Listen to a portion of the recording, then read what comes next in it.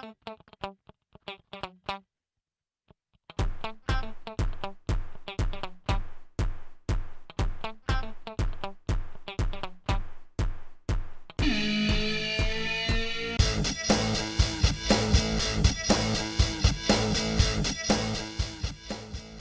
back to Breathin Underwater's Musicast. I am here with Lily, whom was on this very podcast probably about a decade ago now.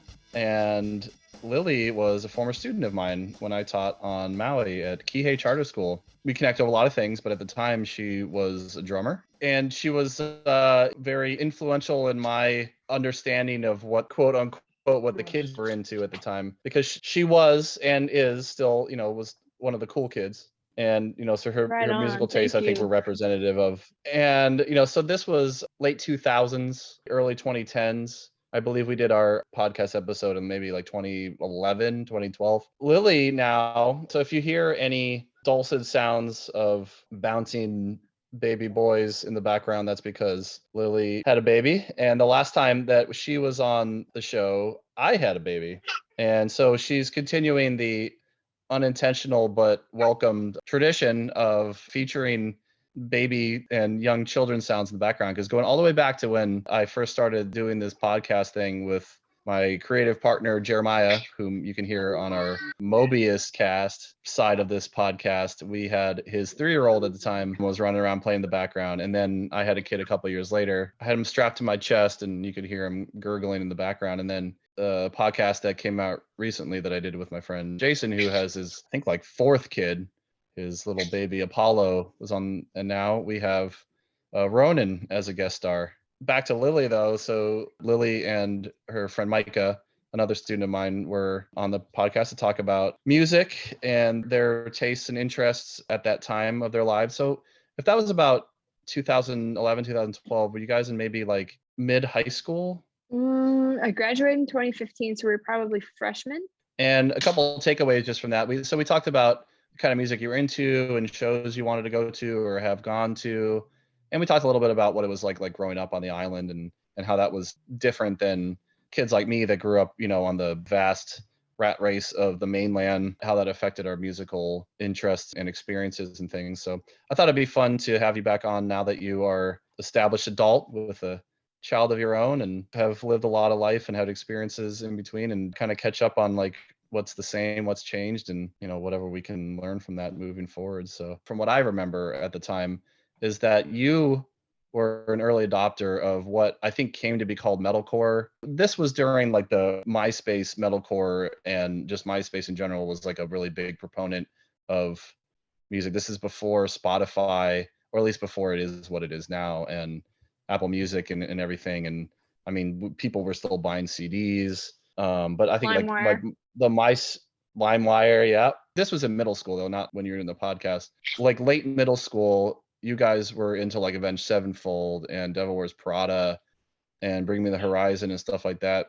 But by the time that you were on the podcast, and I'm pretty sure I asked you and Micah like what some of your favorite artists were, they weren't as metalcore-y at least, but Micah was, still 100% MCR, which is ironic because they broke up soon after that. And now they've just gotten back together and started touring again. Yep. There's that. From that time, like freshman year of high school up till now, how would you say that your musical tastes have evolved and changed? They're completely different, I'd say. Like I was kind of stuck in this certain genre, and then over the years, like I've done a lot of exploration. I've like met a bunch of different people who listen to a bunch of different music, and I've lived with roommates and everything that listen to a lot of different music, and I've always been open to learning about it. And I think that's really interesting to like learn the history of some songs and genres of music and stuff. I'd say it's completely different and probably more vast than what I was interested in listening to back then. Bands like Green Day and Blink and stuff were still considered like current, right? Because now they're like dad rock, for like the generation below you. I think they were losing their relevance at that point when, like they were on the tail end of their relevance, and now at this point, like you said, they're kind of dad rock, nostalgia rock, dorky, or whatever. Like yeah. It's crazy to me to think that bands like that are like what Led Zeppelin and Sabbath were to me in the 90s. Nirvana is considered like classic rock now. That's weird for even me, and I don't know, maybe I was just behind the times a little bit on music and when it came out, but I still think it's strange for it to be considered as old as it is and for it to be as old as it Yeah. is. The one thing I do remember though about your musical influences is that your father, an awesome bearded like rocker. I remember like one time I went over to do a drum lesson at your house and he was blasting some thrash. I don't know if it was like Metallica or Slayer or something. There's a huge variety of music. I mean, like relatively recently he went to a Too Short concert, and Okay. his musical interest is also kind of all over the place, but sometimes he'd play White Zombie and like Guar and stuff. Oh yeah. Then it would be like Too Short, Talking Heads recently. Every time he comes picks me up, there's Talking Heads playing. Police, Okay. Steely Dan, everything like that, all over the place. Well, so from then till now though, what do you gravitate towards now with all of your life experience, and what are you listening to these days? Honestly, it's all over the place. And Devin has had a huge influence on my musical tastes as well. He's like Devin being your super fiance, big by the way. into right. He's big old school hip hop guy. Okay. So I listen to a lot of that, a lot of like kind of new indie-ish stuff. Yeah, he just said it wasn't old school when he was young. A lot of kind of It's all indie stuff, relative. and then I'll listen to like trash rap. I still go back and listen to some reggae, EDM. I'll listen to too. I just enjoy music in general, and it's really hard to like pinpoint what I like. It really depends on the mood that I'm in, like the context of what is happening at the time. Yeah, I mean, it's just changed so much. I've listened to so much music and spent time with so many people, and like I said, I'm really open to learning and experiencing new songs and music. One reason I think that we kind of like gravitated towards each other when like as your teacher and kind of like, I don't know, mentor in some ways at the time, because you know you were wanting to learn to play the drums and you guys were like hanging out at our house because we had the band, and you guys were supporters of our band, which is the Mobius project, which you can see at breathingunderwater.us. You and your friends were the type of kids that were the easiest for me to relate to because you reminded me of me at your age, because your identities largely like circling around music and music culture and stuff like that. Looking back, would you say that was true? My perception of you guys being very musically inclined, and like music was a really important part of your like formative years. Yes, it was a big part of my identity. Do you still feel that way? Well, okay, so as of recently, like the last 10 months, I feel like it's just been harder for me to find time to listen to music. Most of the music listening time I get while like I'm driving, and I try my best to play all different kinds of music in the house while I'm at home with Ronan. And he kind of likes to dance and stuff depending on the song, which is really I was gonna cool. ask, And like, does he have any response to it? dude, I think he's gonna be kind of a musical guy. I mean, I feel like this is every baby, but he enjoys hitting things on other things. But when music's playing, like he'll stop what he's doing and kind of do this like little bounce thing, and it definitely grabs his attention, you know. So that's fun. I'll play a bunch of different kinds of music that I listen to, and then I throw on Raffi or something, and he's like eats that up. He loves Raffi. Yeah. So like, yeah, I don't know what it is. Children's music he really loves, and I'm trying to play more of a variety of things. And like I said, it captures his interest, which is cool. I'm gonna keep doing that because it's easy to use like screen time as something to engage him in and keep him busy. But I think music also is one of those things that'll kind of get him to calm down. Big time when he was little, we'd play a lot of Motown for him, and it would calm him down. Yeah, like Solomon Burke, and Devin's got a lot of records and that we'd throw on, and that would be one of the things that we'd like rock him to sleep while songs like that were playing. You mean like vinyl? Are you guys vinyl collectors? Yeah. Nice. We had to move the record player into a different room though, because little guy would rip it down, eat all the records or something. Well, they're just big frisbees at that point. Oh, for sure. He's waving at me. Hi, buddy. Oh, yeah. Back to you though.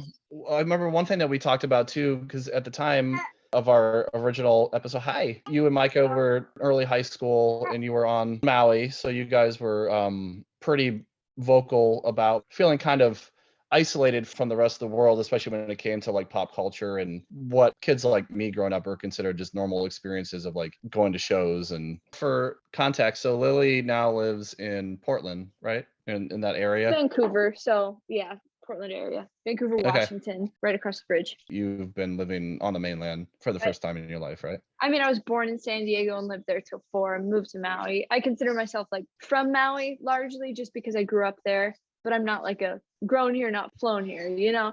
But I think that I spent enough time there to consider myself as like, I identify with coming from there. Definitely not with like, I'm still a haole. I know that, but I grew up there. So I'm really curious, like now that you've had a chance, in the past several years now to live a life away from the island and, be an independent adult, not having to like, rely on your parents to take you places and stuff. How's that affected music for sure, but like just in general, like how was it experience been like having not for most of your life? I think that like graduating college and not being attached to your parents or your home unit is a huge adjustment, but I feel like it was even a bigger adjustment for me just because of like how isolated Maui and Hawaii are. And like you said, I felt like pop culture and songs and everything, we were always a little bit behind. Like songs on the radio on the mainland would come to us like months or a year later. So what was popular and top on the charts there, we'd be kind of like late to the show. But then when I moved to the mainland, it was a huge adjustment being away from my family. And then also, like an example is I was driving and getting on the freeway, and luckily my roommate was with me because I was like, do I stop and then go? And she's like, no, oh my God, when you're going on the freeway, like you go, don't stop. What are you doing? For context, for any listeners that aren't familiar, Maui doesn't have highways. They call it like the Hana Highway. Freeways. Right. Freeways. Yeah.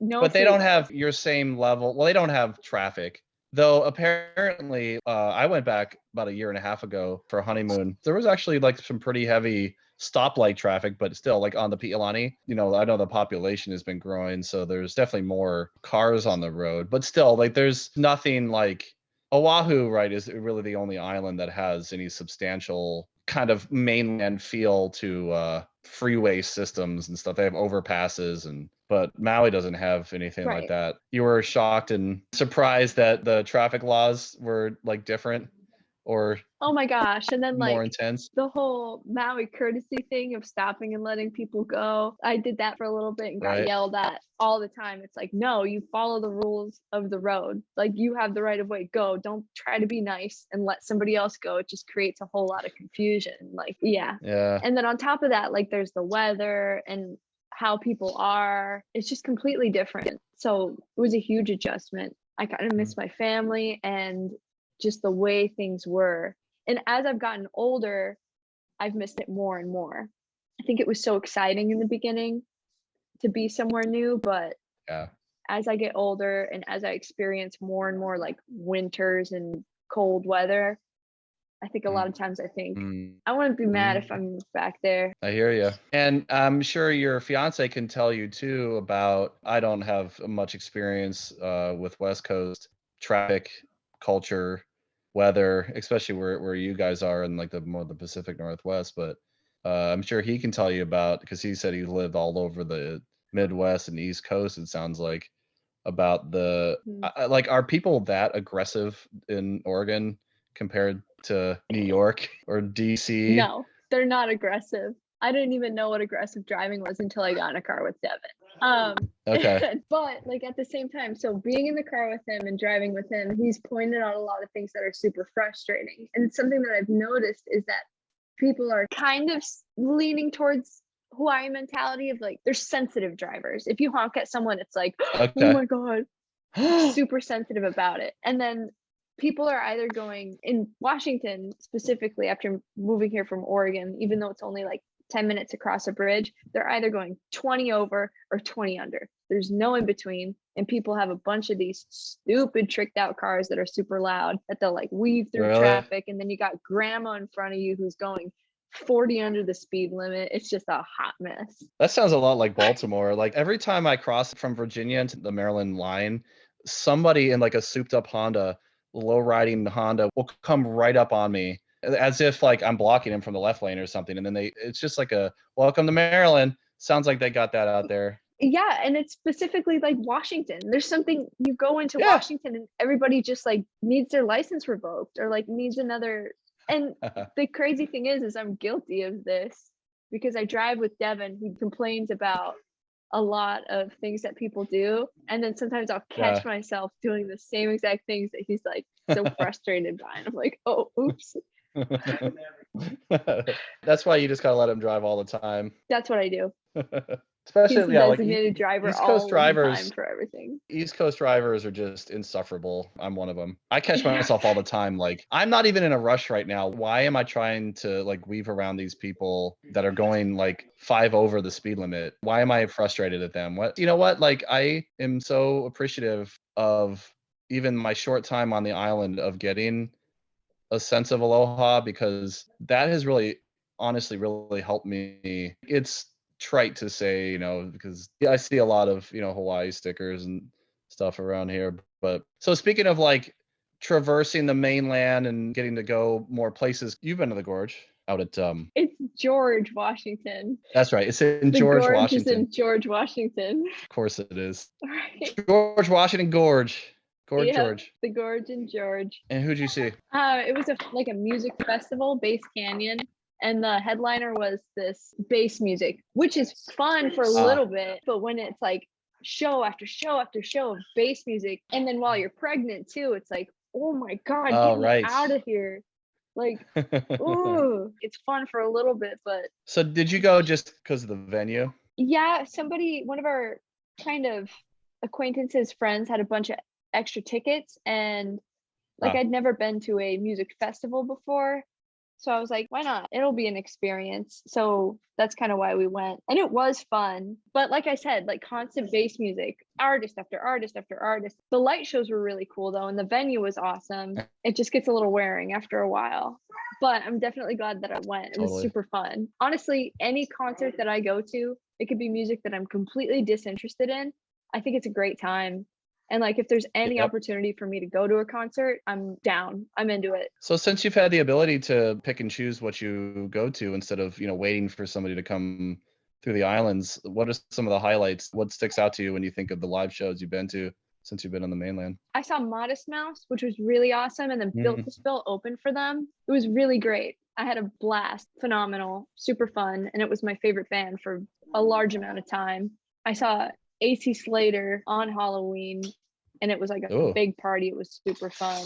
I just recently saw Cake, which was fun. Oh, no way. And I wish I would have gone to like way more concerts.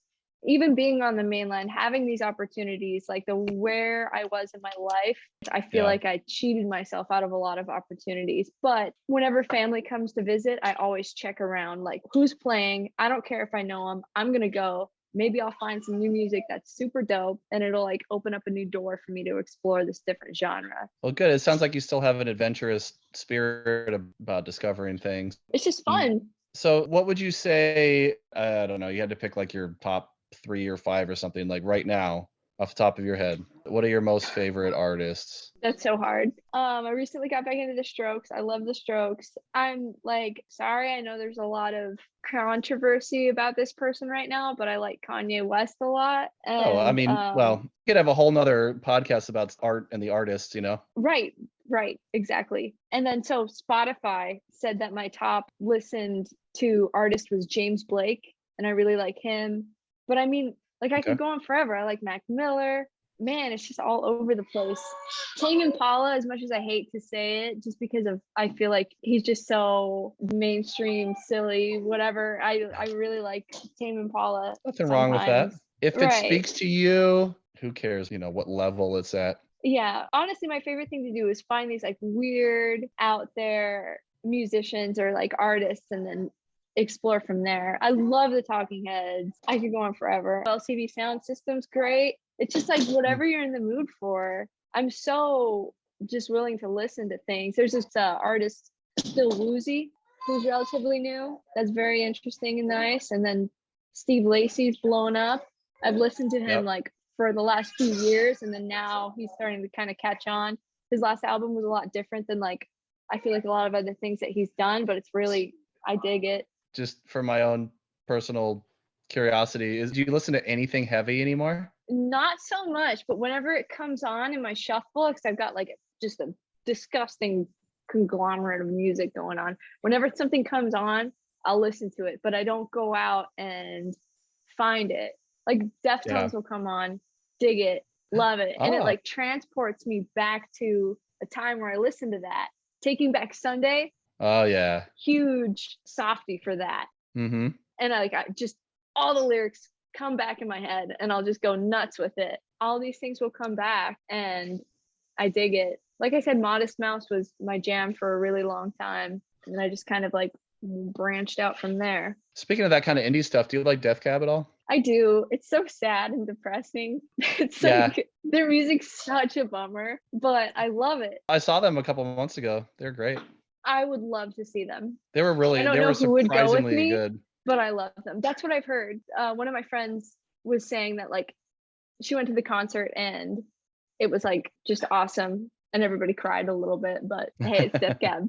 But like you were saying about their kind of like aura and tone, they were surprisingly like upbeat in terms of their performance, and the singers, he was very playful and he's jokey, and so it was actually like a really good time. Like it wasn't like a mopey emo concert like I thought it was going to be. So Def Cab, the lead singer is but he has a lot of solo stuff too. And then I think he has another group that he's a part of.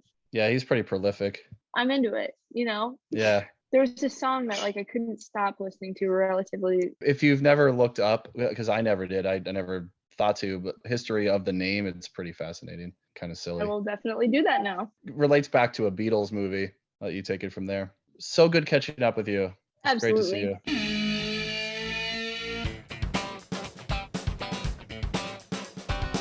I just want to play a song from a band that I officially joined in 2022.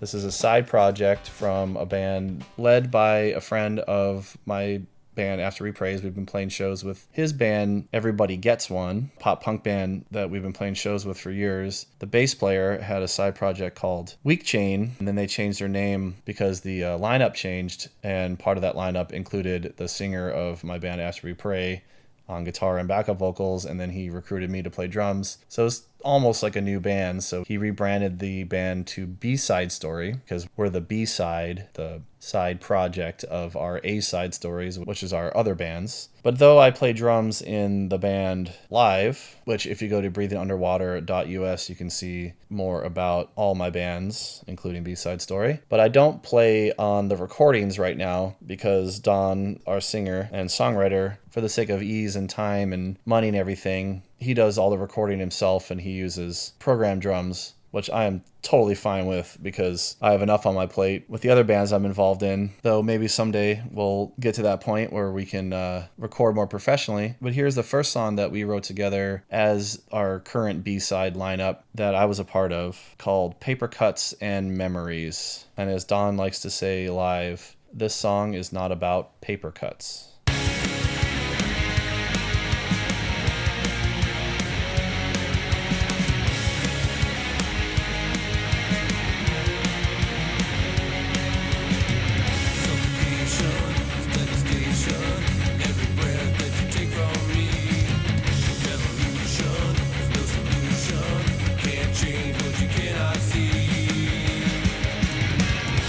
Self-inflicted scars remind me who I am.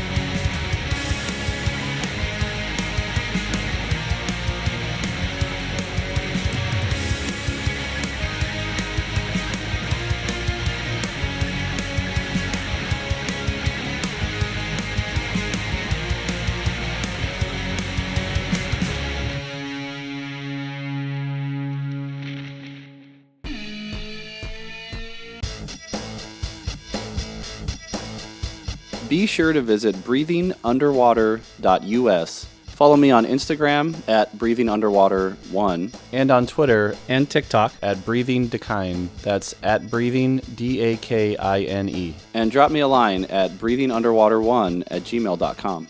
Please note that I do not claim any ownership of any media presented in this podcast, which is only used for promotional purposes unless otherwise noted. And all views and opinions are those of the person expressing them and do not represent any other entities discussed in this podcast.